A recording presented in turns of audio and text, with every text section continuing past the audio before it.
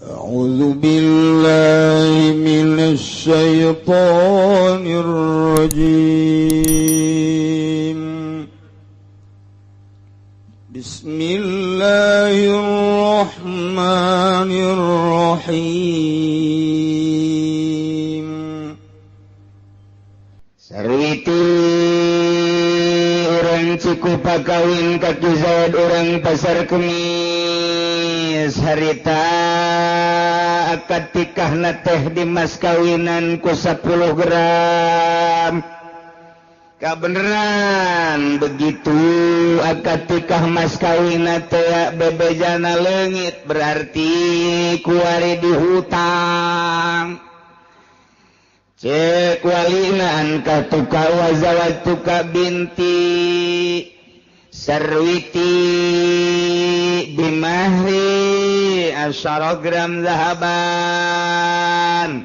isya kontan apa hutang ceknya leungit di jalan berarti muajalan hutang 10 gram hutang mobil tuh nikah bimahri mazkur ajal kuring nerima nikah kanyi Sarwiti 10 gram hutang. Oh masalah di hutang teh masalah. Masalah. Sarua bae jadi. Barang geus kitu caritana dek disarean ku Ki Zaid. Cek Sarwiti kula mah moal wakas sare bareng lamun mas kawin can dibayar. Oh sia Sarwiti sosoreun lain sosoreun sebab mas kawin eta adalah gaganti bud'i.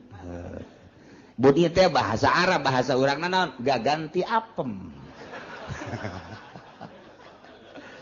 Apem ge can kaharti keneh gaganti surabi nu beulah nu aya cengkehan jerona. Aduh, tah juga arti bae kurang cukup. Urang cukup memang deet pikiranana. Dibere budi teh ketega arti naon budi cagyana bahasa Arab jinganan datu diaji kurang cikupa bahasa ortodok bagor maka arti oh surabi beulah aya cengkehan anu sok seuri sakapeung baeud sakapeung eta sia cek awe emang sok baeud sarua bae aduh adena aing ngaji cek awe nyaho bae kun bareng aing sok baeud burung. Tah. Cek Sarwiti kula mah moal lantaran mas kawin teh iwadun anil budi gaganti liliron tina bobogaan kula. Berarti nya murah 10 gram nya dihutang. Kuari lamun dibikeun bae atuh gagantina. Bisa. Cek Sarwiti mun can dibayar moal. Tuga karek balik ke rek usaha jung atuh didoakeun cek Sarwiti teh ka ulah ngambek nyangan ieu mah kula mah hayang ge hayang dibayar doang mas kawin. Oh teu tanah cintaku tetap padamu. Masyaallah ngadenge cintaku padamu ringkak bulu aing mah. Nah, usaha eta dikersakeun ieu Ki Zaid teh usahana ngajejes. Pas kawin di PHK kuari usaha teu maju-maju malah aya ge sautak saeutik tah tina modal teh dirampas copet bueak kabeh mana kontrakan can kabayar mana duit dicopet batur kabeneran deui kabeneran masyaallah kontrakanana bocor Ki Zaid teh ku kieu teh nyaing hirup ye yuk datang ke pamajikan dek ngahibur diri endahan menta mas kawin waduh cek Ki Zaid kieu amat geus sabulan ka 2 bulan ka 3 bulan nah ka 3 bulan cek Ki Zaid teh jakaka can boga ieu jang mayar masih moal bisa kula mah tetep bae mun kakak teu bisa mayar mas kawin kula mah dek meta pembubaran nikah. Waduh, pan berkelanjutan. Mana kontrakan can bayar, mana modal beak, mana pemajikan yang dibubarkan pertikahanana. Tah, ieu kumaha ieu? Sarwiti rumah tangga jeung Ki Zaid mas kawina dihutang 10 gram. kuari teu bisa mayar mas kawin geus ditanggokeun datang ka 3 bulan bahkan 5 genep 7 kuari teh hampir 1 tahun can bisa mayar mas kawin keneh bae otomatis si Sarwiti teh penasaran sanggeus penasaran kanyahoan kuari memang bener-bener teu mampu nyi Sarwiti na kuari menta dibubarkeun pertikahanana tah menta dibubarkeunana meunang henteu kulantaran teu bisa mayar mas kawin.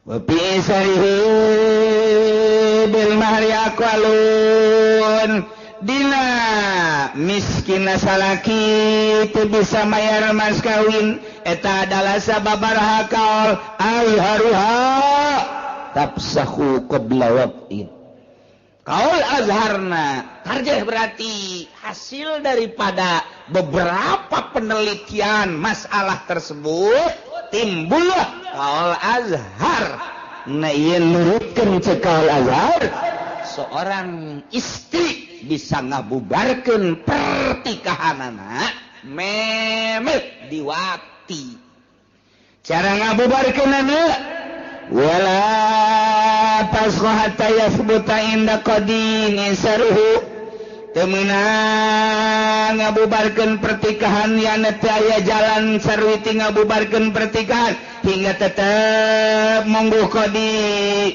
kamiskinan Ki Zaid.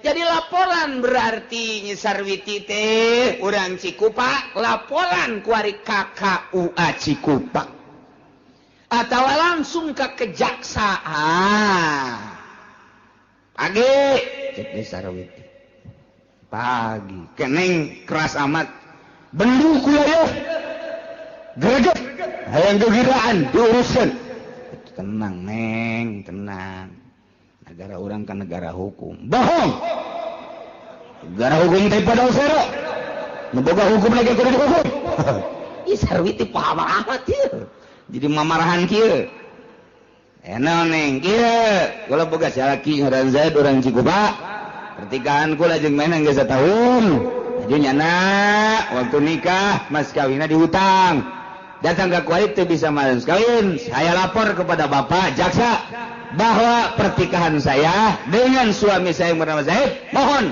dibubarkan ulah waka dibubarkan teliti heula panggil Zaid mana alamat Zaid pasar kemisnya pasar kemis mana pasar kemis kota emang pasar kemis kota kota deh pokoknya malah pasar kepada yang terhormat Bapak Zaid yang berada di kampung Pasar Kemis kota ongkoh kampung ongkoh kota dan gitu ngaranna saya harap menghadap ke Kejaksaan Cigaraksa sehubungan dengan laporan istri Anda yang bernama Sarwiti mengenai tentang rumah tangga Anda. Diharap menghadap besok pada hari Senin tanggal sekian. Wassalam atau terima kasih demikian kepada Kejaksaan Cigaraksa. Set kirimkan dari baca Ki Zaid. Panggilan saya. Berangkat Ki Zaid ka ditu. Zaid, ini nama Zaid? Betul, Pak. Punya isi yang bernama Sarwiti yang Cikupa? Betul. Anda waktu pernikahannya mas kawinnya dihutang 100 Pak. 100 ya Pak. Betul Pak. Sampai saat ini sudah 1 tahun mas kawin belum terbayar lunas. Betul Pak. Lantas kesiapan Anda bagaimana? Tiap jam tiap hari saya siap. Tapi sampai saat ini belum bisa membayar Pak. Nah sekarang begini, sehubungan dengan istri Anda yang bernama Sarwiti telah melapor kepada saya dengan permasalahan tersebut, maka Sarwiti ingin dibubarkan pertikahannya. Tak eta teh langsung geus Sarwiti narapa panggil Ki Zaid, dicek keabsahan dan kebenarannya ternyata benar, maka kakarak didinya payap sahuhu membubarkan pertikahanana adalah qadi atau jaksa. Iya Sarwiti, iya Ki Zaid, ya. Perlu diketahui setelah seorang istri yang bernama Sarwiti melapor kepada saya, setelah dicek laporannya Pengakuan-pengakuan suami itu betul sekali. Maka dengan demikian permintaan dari pihak istri yang bernama Sarwiti ingin dibubarkan pernikahannya, mau tidak mau bahwa saya sebagai penegak hukum di Kabupaten Tigaraksa ini di bawah naungan presiden di bawah naungan Bupati Ismet Iskandar, maka pertikaian Anda saya bubarkan.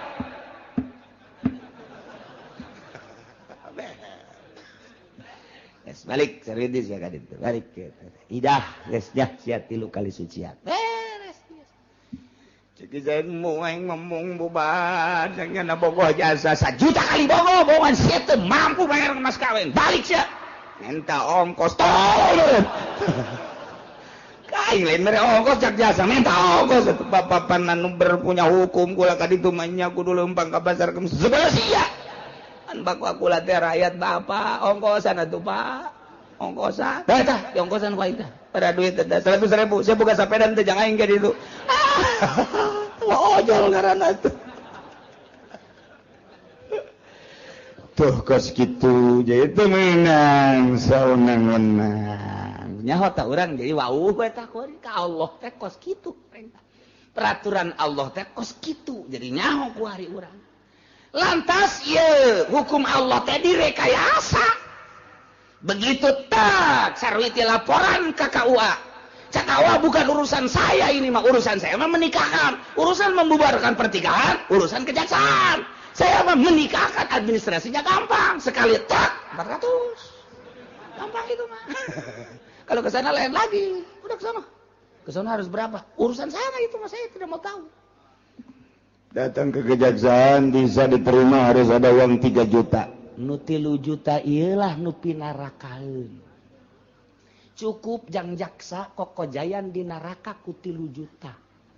Sedeng sakitu ge. Alhamdulillahirabbil tolol beralhamdulillah sia mah ka neraka. Cukup sakitu kita. Sebab lain dek negakeun agama Allah berarti nyana endek meraup keuntungan dari hukum-hukum Allah nu kuduna ditegakkeun tapi dibuat lahan geura modar sia aing mah ngan ngabejaan doang bisi aing ke di sidang ku Gusti Allah ayo Ci bener sia ngayakeun pengajian bener pernah nyaritakeun bahwa urang eta teh haram aya saksina jaksa aja jaksana nyana nu nyokot duitna jadi nyana jadi saksi nyana nu nyokot duit sedang sakitu ge lumayan dah mun teu pernah nyaritakeun bahaya kula mah sakadar nyaritakeun tama karasa kareunteut ka jero hate jaksa langgeng ku sia teu karaksa ngojari sia di neraka sakitu doang kula mah ngan ngabejakeun doang cak jaksa aing minggu hareup moal ngaji kadi itu sia aing mah teu ngajakan ngaji ka sia aing mah deuk nyampekeun hukum doang ji kiai cenah aing ke bagi 2 bae tolong bagi 2 aduh aing disogok burung jaksa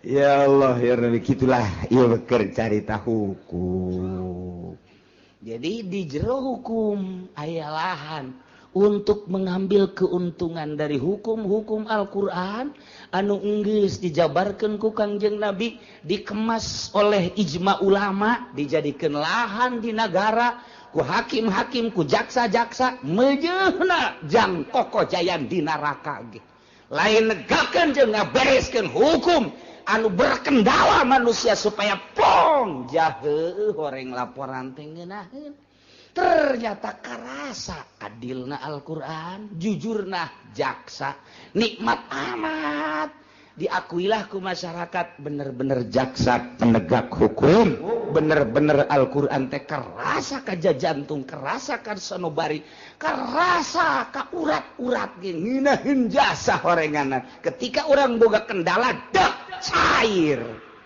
ieu mah kumaha laporan atuh ka ditu sangat mal bisa sia teh laporan teh aja jagana kudu 3 juta encan ongkos encan mun urang jalan dapur emang ya jalan dapur bejana cenah jalan dapur mah aya eta eungapeun tah menghadapi seorang penegak hukum lantaran teu jujur jeung teu adil teh eungap luar biasa di zaman sahabat bajelema hilir mudik ke kejaksaan teh lantaran tanpa make modal nu matak ngeudaheun disebutkan A B disebutkan B nikmat nu aya.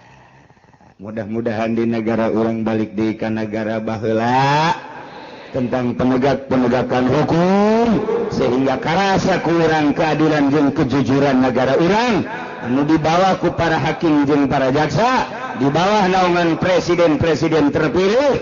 Mudah-mudahan seperti eta sehingga urang bisa ngarasakeun nikmat keadilan jeung kejujuran. Amin ya rabbal.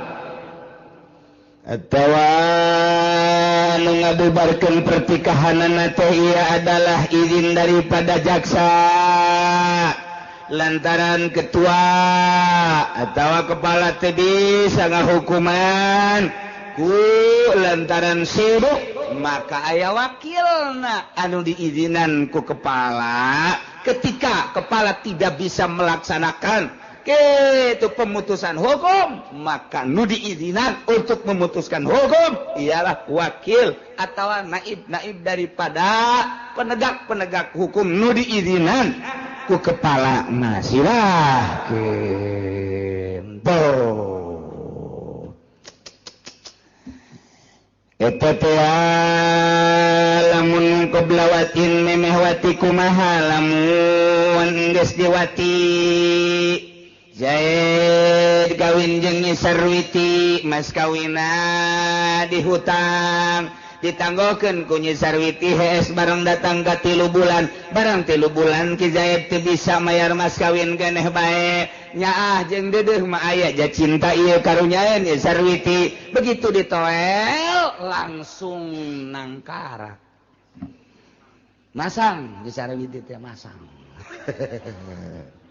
atuh be diwati geus kaditu mah meureun ngarasakeun ngeunaheun ieu atuh geus lain sakali 2 kali Gusti berterus rumah tangga ditanya deui ku Nyi Sarwiti geus ka 7 ka 8 bulan bahkan ka setahun ka kumaha ieu masalah mas kawin ditanya deui teh tetep ngabaget Ki Zaid teh yakni teu bisa mayar mas kawin Ki Zaid teh ieu teu bisa mayar mas kawin teh kabelah dieuna Nyi Sarwiti minta pembubaran nikah duh jadi masalah kuari kumaha lamun Nyi Sarwiti mas kawina ditangguhkeun iana di hutang 10 gram kuari mah diwati na geus diwati mas kawin can dibayar keneh bae kuari Sarwitina lapor minta dibubarkeun pertikahan menang apa henteu hakim minta ngabubarkeun pertikahanana wa fi sarihi bil mahri tidak masalah teu bisa mayar mas kawina seorang suami terhadap istrina ieu beberapa kaul azharuha menurut kaul azhar mun memeh wati mah bisa dibubarkeun la ba'dahu teu bisa dibubarkeun pertikahan Nyi Sarwiti terhadap suamina nu bernama Zaid lantaran nyanana geus diwati sebab eta mas kawin teh iwadun anil budi kuari can dibayar mas kawina geus diserahkeun lantaran karunya teu bisa dibubarkeun tama walaupun tetep bae hutang bae mas kawin tetap hutang ngan pembubaran nikah mah teu bisa lantaran geus diserahkeun tateh bobogaanana ka Ki Zaid kitu caritana eta mah precis ongkos jelema jual beli Zaid ngajual motor kaki Umar harga 10 juta Zaid ngaranna Bai Umar ngaranna Mustari ta eta jual beli geus jadi secara omong-omong 10 juta wari tinggal nyerahkeun dina barangna yakni motor tah kuari si motorna ieu aya nu maling motorna aya nu maling duit da can diserahkeun motorna aya nu maling ta eta jual beulina geus langsung bubar bae geus teu bisa dilanjutkeun lantaran duitna ge encan dibikeun motorna ge can diserahkeun kabeneran motorna ieu leuwit atau memang motorna bubar teh akad da naon-naon. Tapi lamun motorna geus diserahkeun ku ari Zaid ngajual motor ka Ki Umar motorna ku ari geus diserahkeun duitna mah encan ngan motor geus diserahkeun jadi teh jual belina motor geus diserahkeun duitna begitu ditagih icuk cole icuk cole bae terus atawa lain deui cek urang Balaraja mah rebo semen bonen. Nah ieu jual beulina teu bisa dibubarkeun ku hakim lantaran barangna geus diserahkeun ku ari mah lain tuntutan per pembubaran tapi tuntutan hutang ku ari mah jadi teu bisa dibubarkeun geus teh barang lah diserahkeun geus teu bisa dibubarkeun pertikahanana ku ari mah tuntutanana hutang lah iraha deuk mayar ku ari ge sarua bae ieu teh sarua jeung jual beuli nya sarwiti teh ngajual apem ka Ki Zaid 10 gram cak tukang apem ja apem aing mah aya bae ieu lain apem eta besi apem nu dingiru lain ieu mah nu dibawa setiap saat. Nah eta teh geus diserahkeun ku ari apemna ka Ki Zaid tuntutanana teu meunang pembubaran pertikahan tuntutanana ku ari mah tuntutan iraha deuk bayar mas kawin.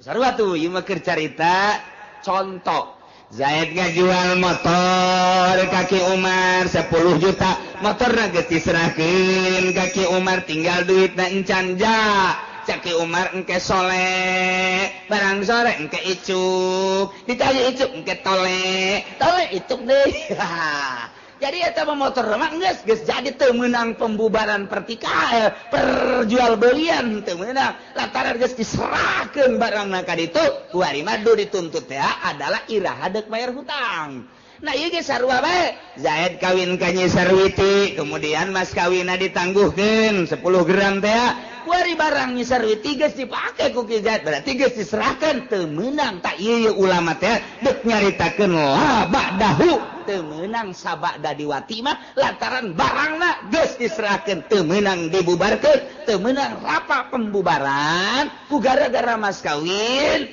lantaran barangna geus diserahkeun ka Ki Zaid kuari mun deuk dituntut iraha deuk mayar mas kawin. Tuh ieu ngaji dia urang keur di dieu mah iya betul balik bae nungguan sate doang mungkus balik emang gitu otak urang memang kos gitu famatu galin nun najazul pasu tuluy nuliskeun sekaol mah dilestarikeun ieu pembubaran pernikahan harita kene hakim menerima laporan Sarwiti tentang pertikahanana nu ditangguhkeun mas kawina bari barangna barangnya Sarwiti can diserahkeun masih gres kene gres kene teu ngarti orang ketos gres naon seseukeun pokona gres bacan kagores-gores masih orsinil kene nah tanya Ki Zaidna bener can pernah ditoel-toel acan embungin asal ditoel ngajimpret syaratna mas kawin kudu dibayar heula lantaran geus akurat ieu mah ti dua belah pihak dalam rangka pemutusan hukum menurut cek sakal yurut jazul pasku lastarikeun luluskeun harita kene begitu geus dicek kebenaranana bubarkeun pertikahanana tapi wal azhar imhaluhu salasata ayyam cekal azhar mah tangguhkeun sampai 3 hari Sarwiti ya Bapak terima laporan saudara dan setelah dicek kebenaran Ki Zaid pengakuannya betul setelah 1 tahun ini dia tidak mampu untuk membayar mas kawin dengan demikian Bapak tangguhkan dulu sampai 3 hari hari apa sekarang hari apa Pak sekarang Senin berarti pembubarannya Senin Selasa Rabu Kamis silahkan untuk dibubarkan. Maka walahal tasku sabihat rabi menang ka awewe ngabubarkeun pertikahan anak subuh poean kaopat. Gas ditangguhkeun ku hakim 3 poe Senin Selasa Rabu Kamis subuh isuk-isuk geus bisa ngabubarkeun pertikahan. Begitu dak dibubarkeun pertikahan poean kaopat col ti Zaid. Assalamualaikum. Waalaikumsalam. Pan tegar amat ka Zaid. Kaluarkeun ku nya. Naon eta? Mas kawin. Nu bener ka ieu besi barlen doang. Timbang ku sia ka ditu. Kakak geus teu kuat jasa ieu. Geus teu make calana ieu kakak ieu. Aduh, oplo jasa tak Zaid dah. Kayak kula nungguan aja ieu mah di Cikupa ieu aya toko emas tadinya. Silakan. Datang ke toko emas. Pak, ini emas asli apa bukan? Sini. Kotek. Ya, betul. Emas asli. Timbang. Begitu ditimbang, tak betul 10 gram. Serinya Sarwiti. Wih Sarwiti di toko emas kene geus morosotkeun calana. Mesti jingjing calana teh. Naik ojek cek tukang ojek ieu bau naon nya cenah. Cenah kiai macem-macem emang kitu pugu. Datang ka imah. Waalaikumsalam. Eta naon Sarwiti? Sempak. Kan ku sia ibu gawe siap tempur. Lalu menzakillah yusalliman apa kau tahu kecuali Ki Zaid poean kaopat masrahkeun apakah yakni masrahkeun mas kawina teu meunang ieu Sarwiti ngabubarkeun pertikahan lantaran Ki Zaid mampuan begitu ditangguhkeun 3 poe kaopat poena mayar mas kawina salamet kabeh wallahu alam.